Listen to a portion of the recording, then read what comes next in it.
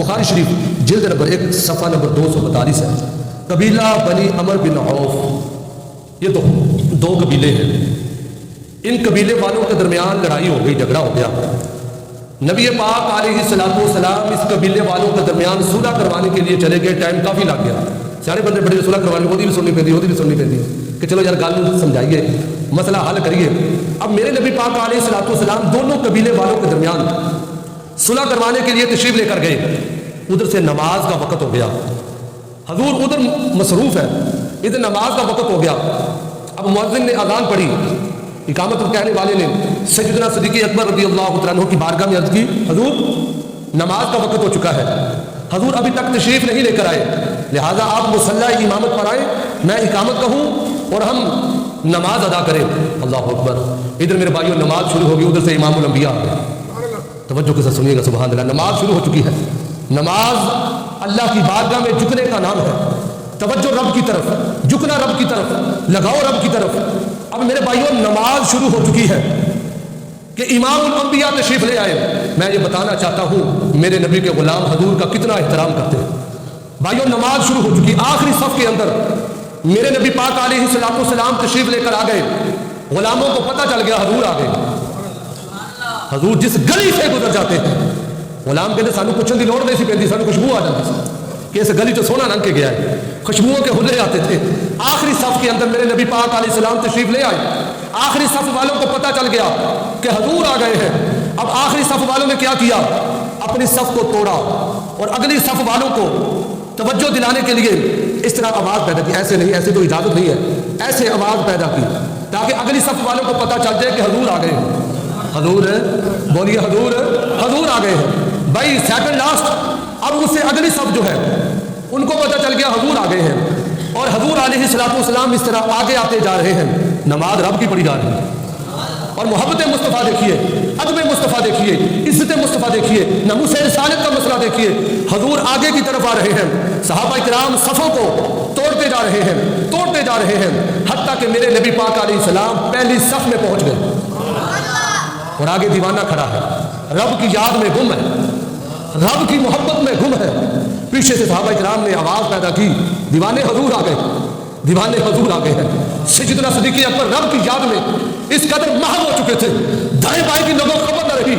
جب زیادہ آواز پیدا ہوئی تو سیدنا صدیق اکبر سمجھ گئے پیچھے کوئی ہلچل سی محسوس ہو رہی ہے، کچھ ہو رہا ہے. سیدنا صدیق اکبر کہتے ہیں مجھے سمجھ آ گئی، حضور آ گئے، حضور آ گئے ہیں، حضور آ گئے ہیں. سیدنا صدیق اکبر کہتے ہیں لوگوں میں نے مصلی کو چھوڑا، پیچھے کی طرف آنا چاہا، پیچھے بدوہا کے مکڑے والے نے وہ ید اللہ کا گورا گورا ہاتھ پیچھے سپورٹ کر دی. حضور نے ہاتھ رکھا، دیوانے رک جا، نماز مکمل کر دے، دیوانے نماز مکمل کرو. امام الانبیاء کے غلاموں، اب حضور نے پیچھے سے سہارا دیا کہ نماز مکمل کرو. سیدنا صدیق اکبر دوران نماز لوگوں آسمان کی طرف چہرہ اٹھاتے ہیں، پھر چہرہ نیچے کرتے ہیں. بھائی یہ سب کچھ بخاری کے الفاظ نماز کے اندر ہو رہا ہے.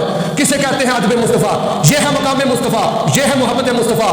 سیدنا صدیق اکبر پہلی صف میں آ گئے، حضور پھر آگے. حضور کو پتا تھا دیوانہ ٹلن والا نہیں. حضور نے پھر مصلی امامت پر آئے، میرے نبی نے نماز مکمل کروائی.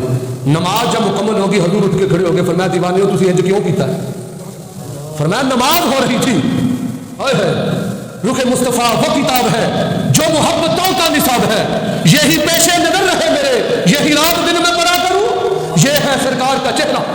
اور سیدنا صدیق اکبر سے سرکار نے پوچھا یا صدیق جب میں نے تجھے روکا تھا مصلی پر تو رکا کیوں نہیں، آسمان کی طرف چہرہ کیوں اٹھایا، پھر تو پیچھے کیوں آ گیا؟ کہ حضور جب آپ نے کہا کہ یا صدیق نماز مکمل کرواؤ، میں نے رب کی بارگاہ میں عرض کی مالک آج عجیب منظر ہے، آقا پیچھے کھڑا ہے، غلام آگے کھڑا ہے، یہ ہو نہیں سکتا. مولا میرا عشق اس بات کو نہیں مانتا، نہیں تسلیم کرتا. آقا پیچھے کھڑے ہو، غلام آگے کھڑا ہو. ابو قحافہ کے بیٹے کی کیا اوقات ہے وہ آگے کھڑا ہو. آقا مصلی پر آقا ہی کھڑا جچتا ہے، آقا ہی مصلی آپ کا ہی ہے. حضور اس لیے میں پیچھے ہو گیا کہ آپ نماز پڑھائے. لوگوں دیوانوں نے بتلا دیا لوگوں یہ ہے کہ ہم جب حضور کی عزت کی بات آ جائے، حضور کی ناموس کی بات آ جائے تو ہم کس قدر حضور سے حد درجے کی محبت کرتے ہیں. اگلی حدیث مبارکہ وہ بھی بخاری شریف کی حدیث مبارکہ جلد نمبر 1 ہے، صفحہ نمبر 240 ہے. میرے آقا کریم علیہ الصلوۃ والسلام جو زندگی کے آخری ایام تھے، ظاہری سارے زمانے میرے نبی کے، ہر زمانہ حضور کا ہے۔ انا اعطیناک الکوثر، رب نے فرما دیا والعصر، سارے خزانے سارے زمانے میرے حضور کے ہیں۔ لیکن میرے بھائیوں یہ بات ہے حضور کے ظاہری حیات طیبہ کے آخری ایام کی، مرض الموت کے اندر میرے نبی پاک علیہ الصلوۃ والسلام جب مبتلا ہے، اللہ اکبر، ادھر غلام نماز پڑھ رہے ہیں، آقا علیہ الصلوۃ والسلام نے اپنے حجرے سے پردہ ہٹایا۔ آئے محبت کے ساتھ سنیے گا، جب پردہ ہٹایا کہ دیکھو تو صحیح آج میرے غلام کیسے نماز پڑھ رہے ہیں۔ حضور بیمار بہت زیادہ تھے، طبیعت بہت ناساز تھی، بلکہ ہم حدیثوں کا مطالعہ کریں، حضور کی طبیعت اتنی ناساز ہوتی تھی، حضور پھر بھی مسجد میں آتے تھے کہ غلام ایک دائیں سائڈ سے ایک بائیں سائڈ سے، اور حضور کے قدم مبارکہ کو زمین بوسے دیتی تھی، حضور پھر بھی مسجد میں آتے تھے، میرے نبی مسجد میں آتے تھے۔ لیکن آج کچھ اور ہونے والا تھا، حضور کا وہ ظاہری حیات طیبہ کا آخری دن تھا۔ حضور نے اپنے غلاموں کو دیکھا، جب پردہ ایسے ہٹایا کہ دیکھو تو صحیح آج میرے غلام کیسے نماز ادا کر رہے ہیں، اللہ اکبر۔ جب حضور نے ایسے پردہ ہٹایا، جب حضور کا چہرہ انور سامنے ہوا، وہ چہرہ والضحیٰ واللیل اذا سجا، لوگوں وہ چہرہ جس کی قسمیں میرا رب کھاتا ہے۔ بھائی جب چاند سے بڑھ کر ایڑی ہے رخسار کا عالم کیا ہوگا، ہر کوئی فدا ہے بن دیکھے دیدار کا عالم کیا ہوگا، ہر کوئی فدا ہے بن دیکھے دیدار کا عالم کیا ہوگا۔ بھائی وہ کیسی کڑیاں ہوگی جب حضور نے ایسے پردہ ہٹایا ہوگا۔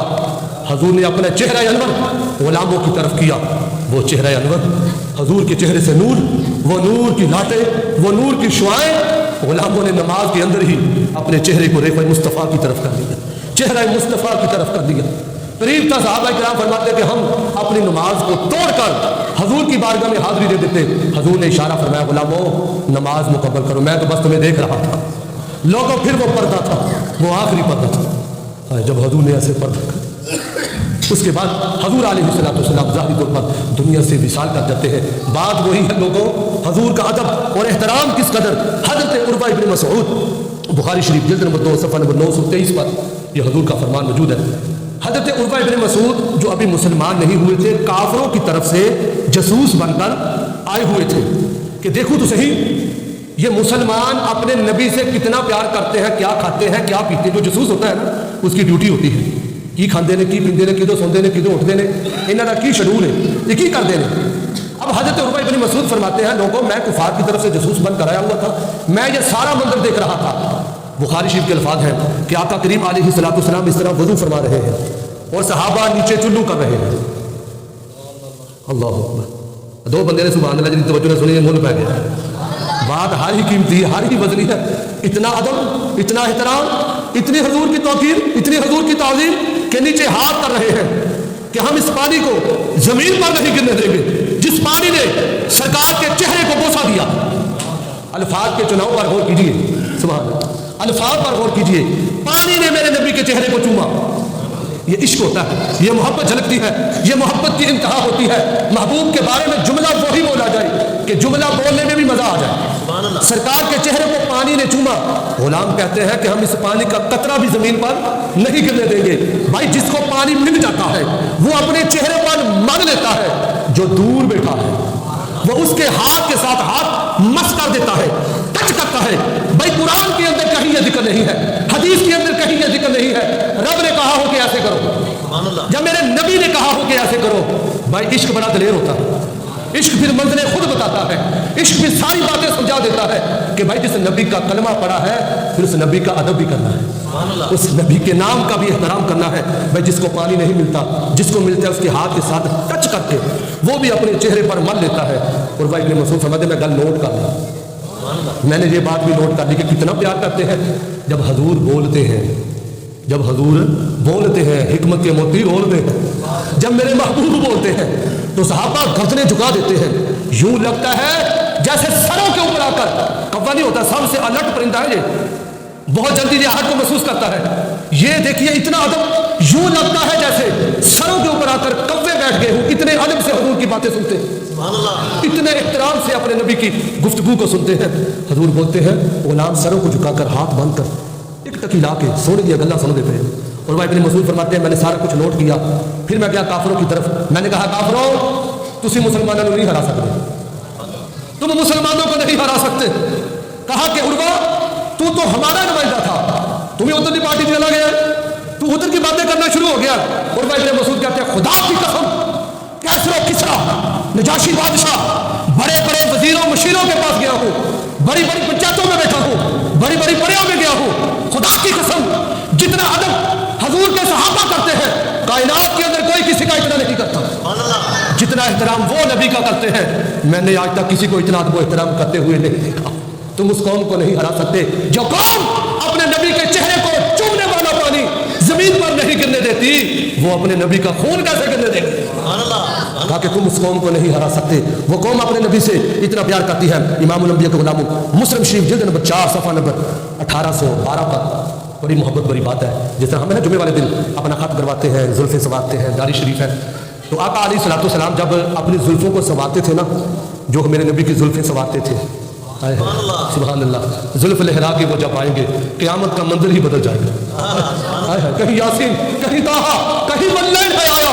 ارے جس کی قسمیں میرا رب کھاتا ہے کتنی دلکش میرے محبوب کی صورت ہوگی, اور جس چہرے کی رب قسمیں کھاتا ہے, جس زلفوں کی رب قسمیں کھاتا ہے. راوی لکھتے ہیں جو حجام تھا جو میرے نبی کی زلفوں کی کٹنگ کر رہا تھا, حضور کی زلفیں سنوار رہا تھا, اللہ اکبر, ایمان تازہ ہو جائے گا یار کتنا وہ ادب کرتے تھے. صحابہ کرام نیچے ایسے ہاتھ کرتے تھے, حضور کی زلف کا ایک بال بھی زمین پر نہیں گرنے پائے گا. نیچے چلو کر رہے ہیں, وہ جو بال کاٹنے والے ہیں وہ اس طرف سے آتے ہیں, غلام اس طرف سے آ جاتے ہیں, اس طرف سے آتے ہیں, اس طرف سے آ جاتے ہیں کہ محبوب کی زلفوں کا ایک بال بھی ہم زمین پر نہیں گرنے دیں گے. لوگوں یہ بتلاؤ تو صحیح, جو نبی کے بالوں کا اتنا احترام کرتے ہیں میرے نبی کا کتنا احترام کرتے ہیں, جو حضور کے بالوں کا اتنا ادب کرتے ہیں. آخری بات مولا کائنات کی بات پر بات کو ختم کرتے ہیں. موجم کبیر مجمع الزوائد خصائص کبریٰ موجم کبیر جلد نمبر 24 صفحہ نمبر 147 پر یہ بات ہم سنتے آتے ہیں, لیکن بات ادب کی ہے. عصر کی نماز کا وقت ہے, ادھر میرے نبی پاک علیہ الصلوۃ والسلام ہے, مولا علی کی گود ہے, میرے نبی کا چہرہ انور ہے, مولا علی کی گود ہے اور چہرہ مصطفیٰ ہے. اے تن میرا چشمہ ہوئے میں دیکھنا رجا ہوں در مرشد خانہ کعبہ کہ حج ضروری کریے.